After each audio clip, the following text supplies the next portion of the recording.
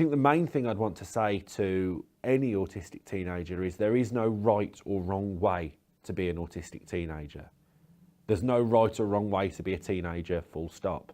And so you have to find what works for you, understand your condition, understand the positives it gives you, understand the things that you find difficult, and don't try and be like anyone else or think that there's some pathway that you've got to follow. It really is up to you and what you want from life. So I actually think that it's really important not to separate what I think autistic teenagers should know from what their parents should know. I think that one of the biggest things that I like to advocate when I speak to anyone concerned about autism is this idea of shared understanding. So really what I'm going to talk about now is things that that both parents and autistic teenagers actually benefit equally from knowing. I think the most important thing, certainly for me, is that being able to explain the condition is crucial.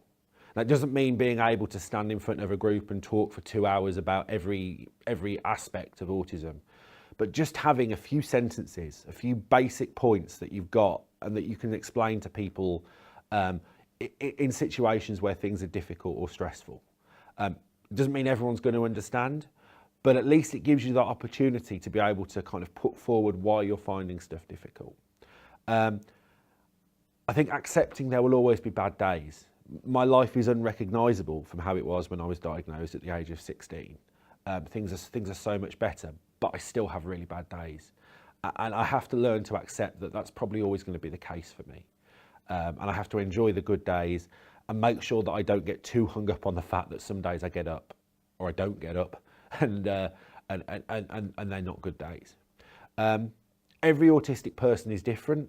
So what works for someone else won't work for you. I think it's really important that you don't spend your life fixated on the successes or failures of other people, whether they're autistic people or neurotypical people, and actually focus on what works for your life. Different people want different things out of friendship. And some people, whether they're autistic or neurotypical, don't want large friendship groups. And that's fine. You know, don't think that because you haven't got 20 friends or because your child hasn't got 20 friends that somehow you're doing life wrong. I did find it very frustrating when I was at school that I couldn't make friends. But actually, once I was supported to understand my condition, I was then able to make a lot of friends my own age.